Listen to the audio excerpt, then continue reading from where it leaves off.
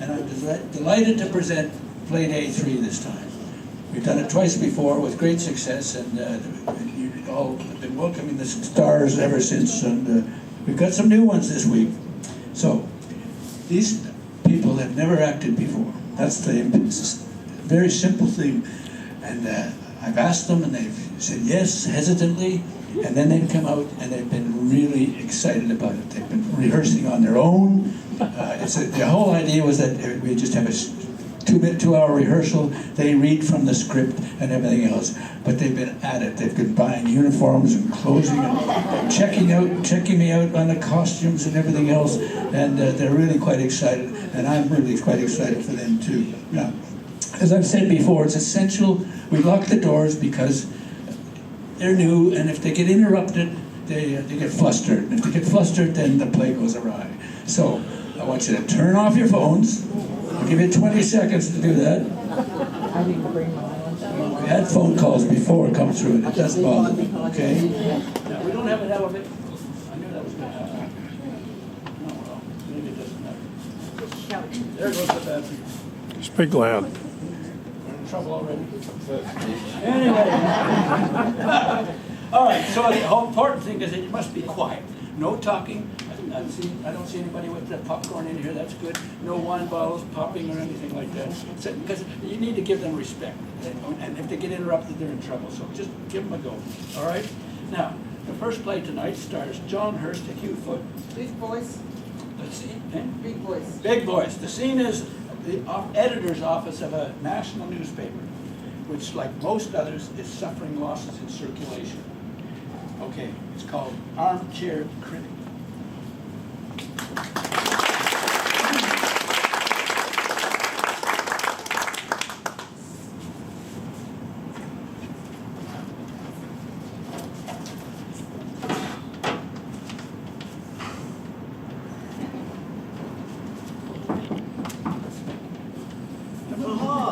Good morning, Mitch. Hello, everyone. Great to see you. Great to see you. Great to see you too.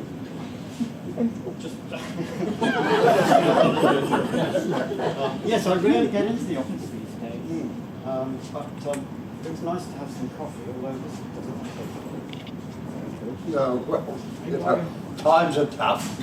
Times are tough. You know, it's part of the cost savings. It's like that all around. You know, look, they even sold my beautiful editor's desk and left me with this well, has no drawers even. No, I can see it's all changed since my time. I used to sit here bashing on an old computer just to get out my reviews. Well, look, please have a seat. Please have a seat. Well, we've got a rather difficult matter to discuss, Clive. Really? Yeah. We've had a complaint. A complaint? Yes.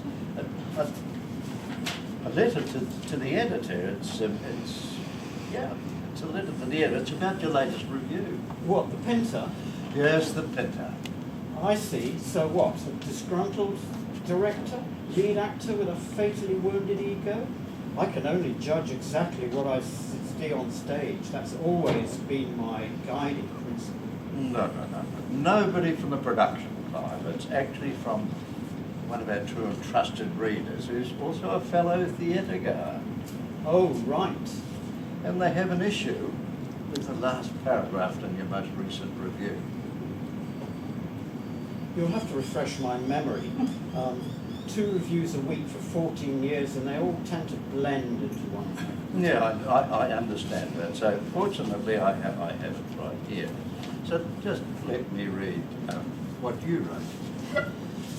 As this problematic production lumbered towards its iconic climactic scene, the audience was left desperately searching for a reason to care.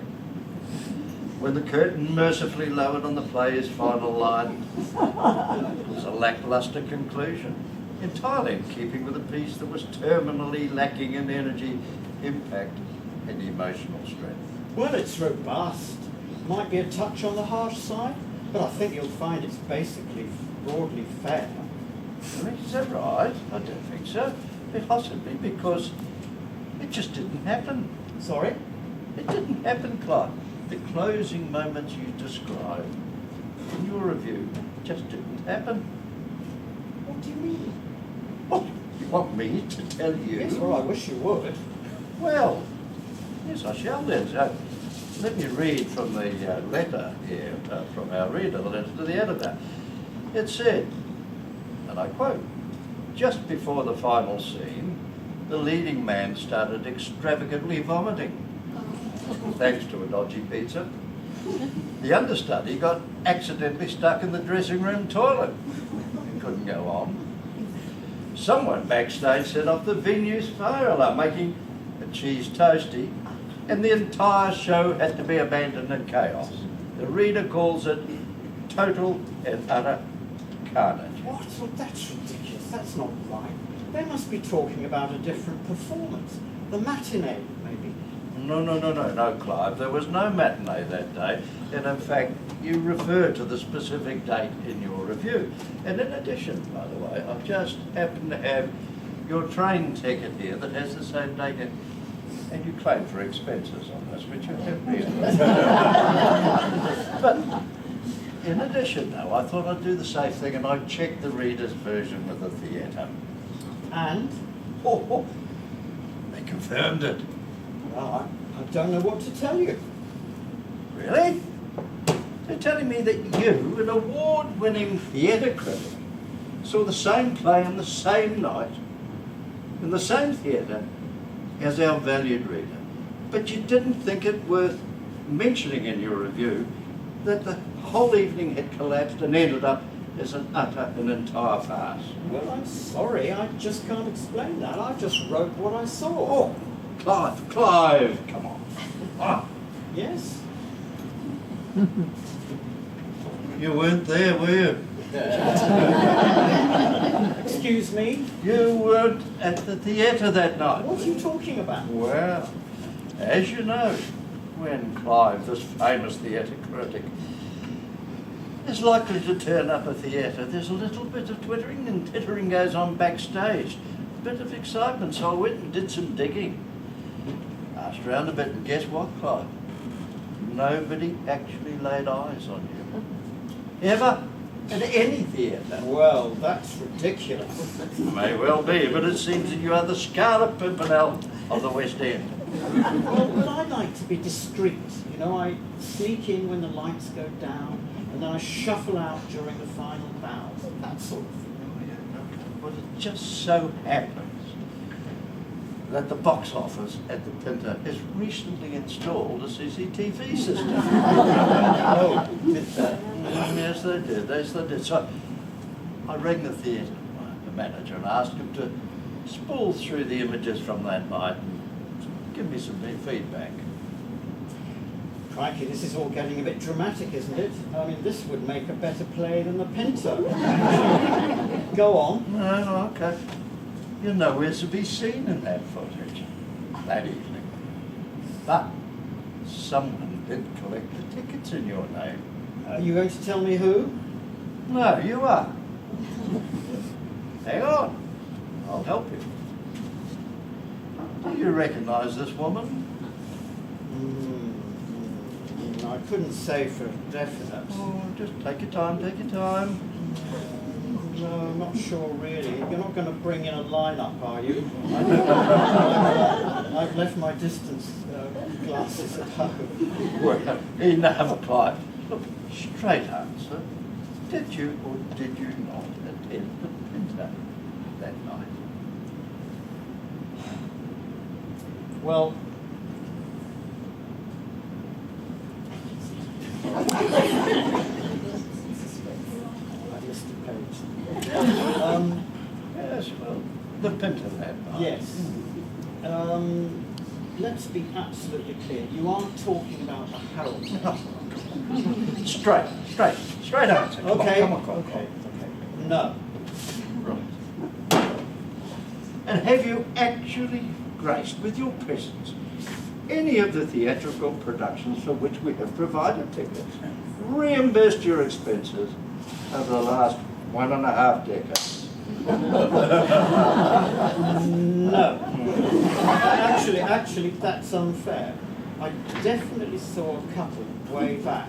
I'm thinking Legally Blonde, but I couldn't tell you the year. Sure you couldn't, but help me here, Clive, because I'm really struggling. How on earth have you managed to pursue a successful career as a professional theatre critic on a national newspaper for 14 years without setting foot inside a theatre? Oh, I've been dreading this moment. But I knew it would come one day. All right, let me explain. Oh, love it if you would, please, yes. Well, I've been sending... Oh, sending what? Sending your best guess based on that day's horoscope? No, I've been sending... Oh, I know. Psychic signals to the audience and getting them to beam back by telepathy. No, I've been sending a stand. Stand-in? Well, actually, a sitting. My mother likes to take her own cushion. Well, she's a very sprightly 84-year-old. Absolutely adores the theatre. She and a friend make a real night of it. Pre-theatre dinner, cocktails, the whole shebang. She rings me up after each show and tells me her likes and dislikes about the production, gives me a rundown of the performances, the set, any particular points of interest. I jot it all down, and then I put my own distinctive spin on it. Oh, spin's the right word. It's a web of deceit, Clive, that you're spinning. Well, she must have left the theatre early for some reason and entirely missed the last scene. I'll be having words with her. Clive, I don't understand this. Why the deception? Well, some years ago, I developed a fear of travelling. Not just with the daily commute. The very prospect of getting into an aeroplane or a bus creates sheer panic, crippling terror. I'm talking palpitations here, a feeling of crushing, imminent doom. Yeah, Dickie. But during that time, you were the travel consultant. I know, that was very inconvenient. Oh, don't tell me you sent your mother on those trips. No, of course I didn't send my mother. Thank goodness for that. I sent my brother-in-law. For goodness sake. He was only too happy to do it. He bought a jet ski with the frequent flyers. I really don't believe I'm hearing this. So, given your issues, Clive, how did you get to the office today? Yes, I thought that might come up. Well, I had 2 Valium, and I had to listen to a calming instrumental track on repeat, just to reduce the stress. And what were you hearing this track on? I notice you're not wearing your hearing aids. These are my earphones. Oh yes, they are earphones too. So you seem to be hearing quite well. Yet as I recall you playing hearing aids on expenses recently. Yes, well, I'm sorry about that. Well, okay, so look, what about therapy? Surely that could help. I've tried everything. I've been hypnotized. Absolutely nothing works. Oh dear, so what do we do now? How do you mean? Well, you just can't continue sending your mother on these jollies twice a week to the theatre while you write the review second-hand. It's fraudulent. Well, why not? If it's not broken, don't... Clive, it's a bit broken, man. Listen, Mitch. I'm an award-winning critic. I've given the paper influence, clout. My verdict, if it's a good one, is plastered on every poster, on every billboard across the city. I can make or break a production. Mine is the opinion that people want to read. But it's your mother's opinion that they actually read. Yes, she's my ears and my eyes. That's my special envoy, but I'm the writer.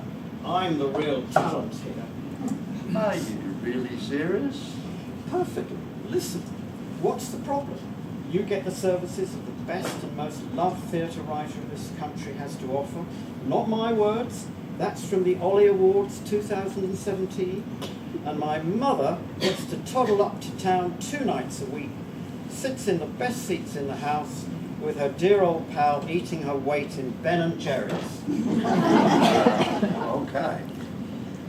But I'm sorry, Clive. Look, none of this is right. None of this is right. You know we're going to have to deal with the Dutch. So what you going to do? Fire me? You've already said times are tough. Circulation's down, revenue's down, competition's up, costs are sky high. So what? You're going to sack me and hand our loyal readers a ready-made excuse to buy a rival newspaper? Well, I do have a duty to be straight with the readers. You have a duty to deliver to them what they want. And what they want is my theatre column twice a week. Yeah. No. And yes, and it is our most read section. Yes, it is. Of course it is. Do you want to go to the owner of the paper and tell her you've lost your star critic? Well, go on then. Ring her up if you like. No need to do that. But what does your mother say about that? She knows what's going on. Is she okay with it?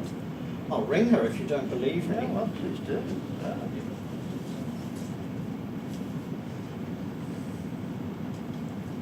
Hello, Mother. It's me. I'm in the office with Mitch. They've rumbled us. Yes.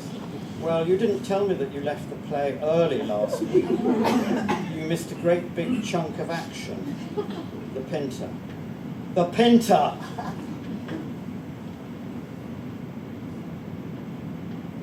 She says, play was dreadful, so dull she and her mate nodded off.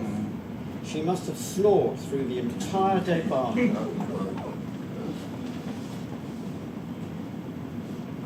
She'd like to speak to you. Oh, really? Okay, fine. Hello. Yes, he is. Oh, yes, I know. Oh, I'm glad. Oh, yes. Kind of you to say. Right.